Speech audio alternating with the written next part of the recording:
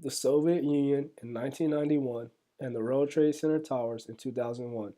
Events marked in history by a great fall and transition in the way of life of all peoples on Earth. The holiday from history conception, followed by the birth of asymmetric warfare a decade later. The contemporary political system will now face conflict on how to live life in this new turbulent world.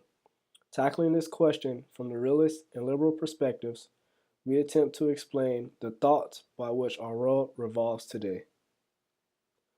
Realist perspectives today focus heavily on 4 points in which they believe that the world should be sustained: maintaining American dominance, counterbalancing rising powers, domestic power struggles, and the role of state institutions on policy. Following the fall of the Soviet Union in 1991, the period of American dominance began. Realists recognized immediately following the Cold War that unipolarity was a unique feature never seen before and disagreed on the best course of action to maintain the success of the U.S. Power transition realists preach American dominance as the safest way to preserve stability. Hegemony would stabilize the world, while wars would arise if multipolarity began to creep across the globe. Power balancing realists, in contrast, advocated for a containment approach, believing that American dominance would not last.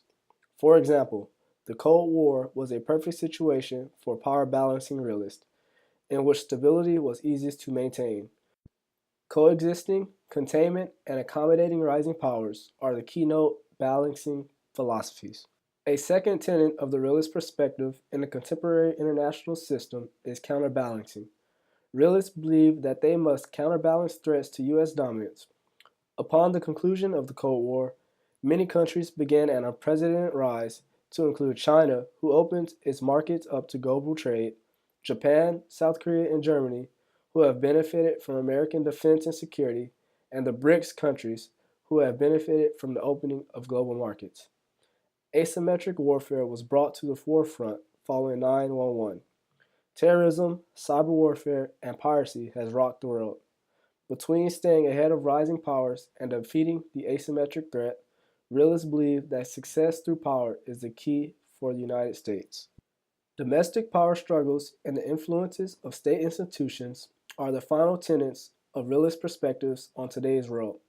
Realists believe that ethnic groups and various other groups within a domestic environment struggle for survival in a state of anarchy.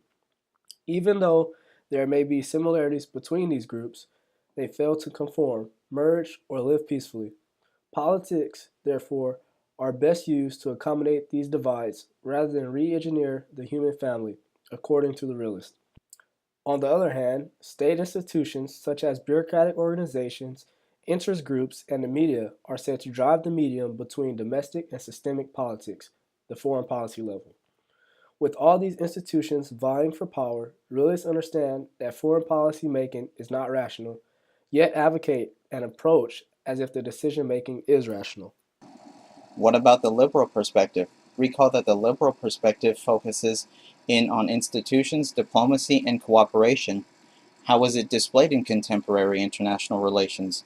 You can see the liberal perspective in global institutions built since the Second World War.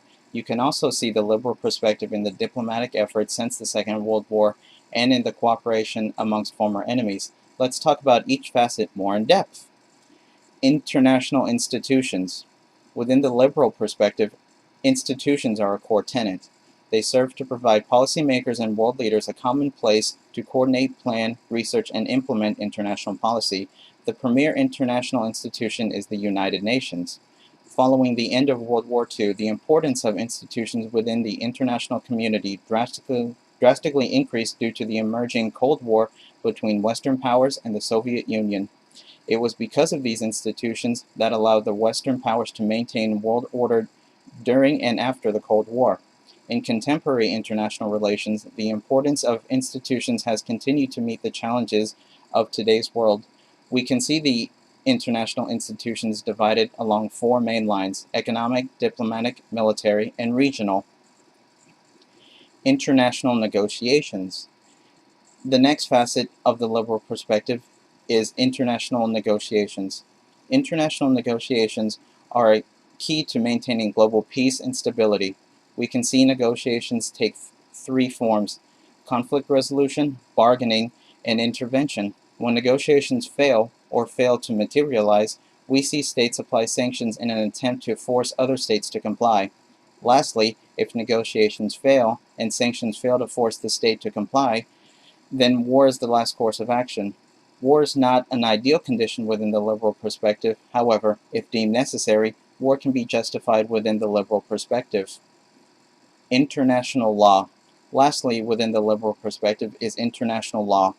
International law provides the framework for how we view international norms, what happens when states break international norms, and to settle international disputes. Enforcement of international law is key to maintaining democratic order and the rights of citizens on the international stage. We can see enforcement take three forms: either judicial rulings from international courts, sanctions from international institutions, or law enforcement via international institutions. Judicial rulings from international courts can apply to states and individuals. Sanctions, similar to international negotiations, can be used to force a state to comply with international law. Lastly, law enforcement via international institutions can issue warrants for individuals wanted by host governments. In summary, the liberal perspective argues for stronger institutions, diplomacy, and cooperation. This is in contrast to the realist perspective, which argues for strength through force, emphasis of self over others, and seeking power above all. Furthermore, the liberal perspective does not see international relations as a zero-sum game. The liberal perspective leverages strong institutions to reinforce diplomatic actions and foster cooperation.